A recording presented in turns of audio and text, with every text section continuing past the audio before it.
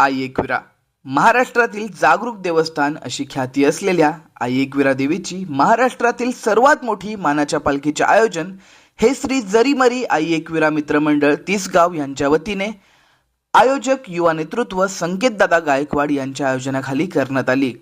पालखीचे यंदाचे हे 14वे वर्ष असून पालखीला हजारो भाविक एका नावासाठी दरवर्षी एकत्र येतात।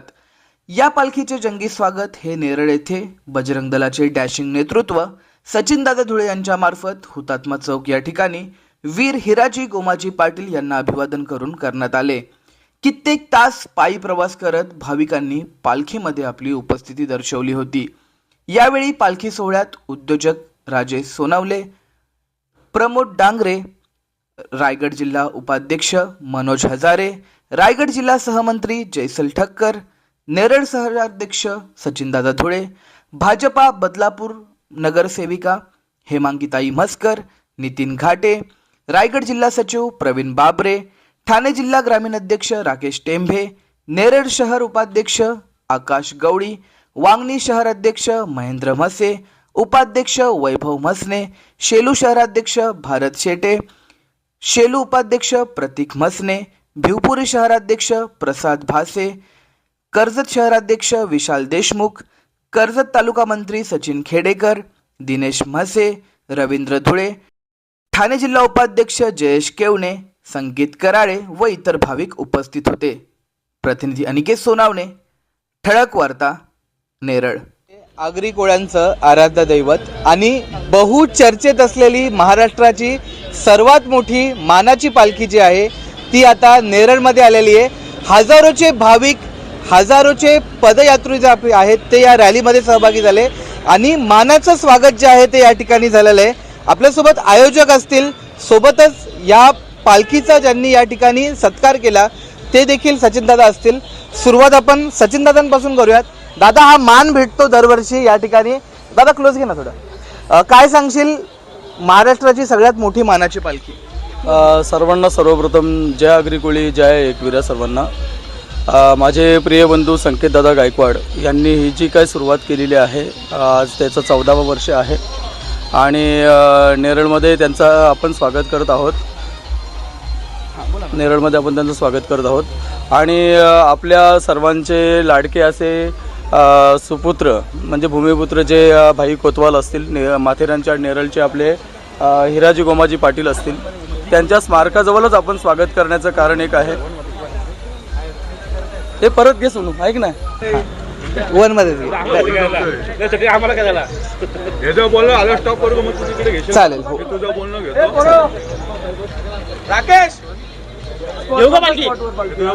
पहिल्या सुरुवातीला मला जरी घेतलं ना तरी चालेल, मग मी जेव्हा क्वेश्चन करेल नाही चालेल। आई एकविरा म्हणजे आगरी कोळ्यांचं आराध्य दैवत। एकंदरीतच आपण पाहतोय की महाराष्ट्राची सर्वात मोठी मानाची पालखी जी आहे ती आता नेरळला आलेली आहे आणि आपण पाहतोय की हजारोच्या संख्येने भाविक जे आहेत, हजारोच्या संख्येने तरुणाई जी आहे ती फक्त एका नावासाठी एकवटलेली आहे।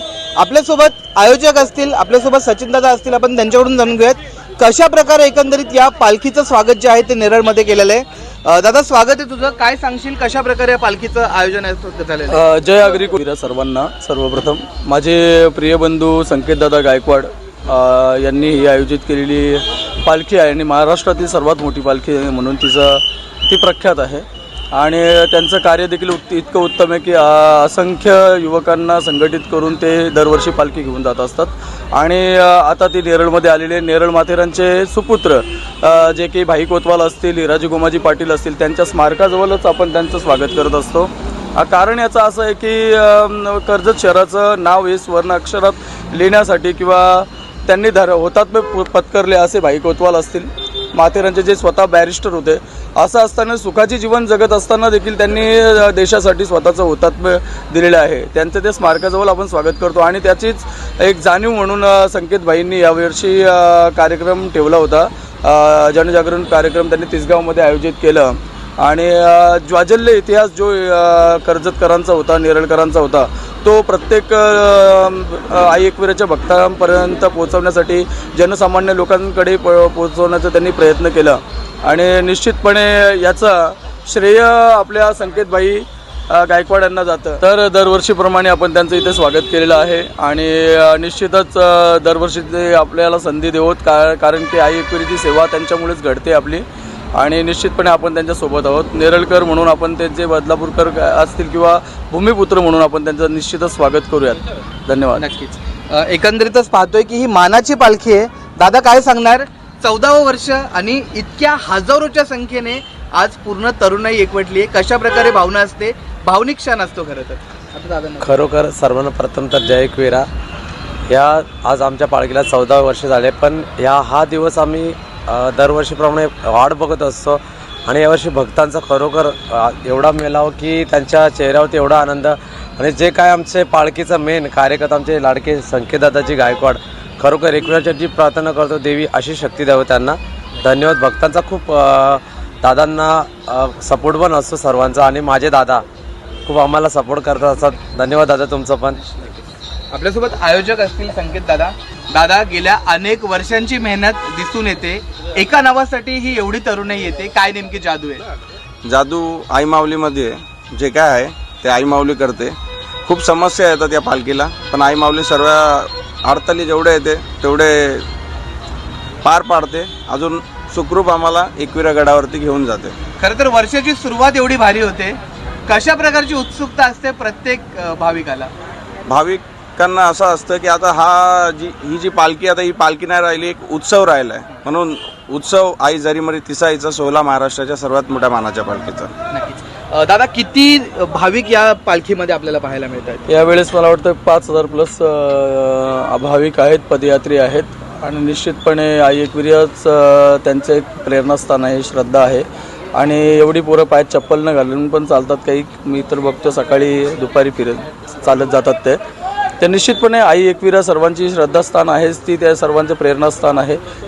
तिची कृपा सर्व भक्तांवर होत राहो आणि संकेतबाईंमुळे आपल्याला आईची सेवा करण्याची संधी मिळो. धन्यवाद. एकंदरीतच पाहतोय की महाराष्ट्रातली सर्वात मोठी मानाची पालखी जी आहे ती आता नेरळमध्ये आलेली आणि एकंदरीत आपण पाहतोय की हजारोच्या संख्येने भाविक जे आहेत, हजारोच्या संख्येने तरुणाई जी आहे ती एका नावासाठी आपल्याला एकत्र येताना दरवर्षीप्रमाणे पाहायला मिळते. खरं तर हे 14वं वर्ष छोटंसं रोपटं आता वटवृक्ष होऊन जे आहे ते आपलं नाव करताना या ठिकाणी पाहायला मिळतं आणि एकंदरीतच आयोजक असतील किंवा समस्त ही तरुण पिढी असेल जे देशाचं भवितव्य मानले जाते ती आता आपल्याला एकवटताना पाहायला मिळते. धन्यवाद.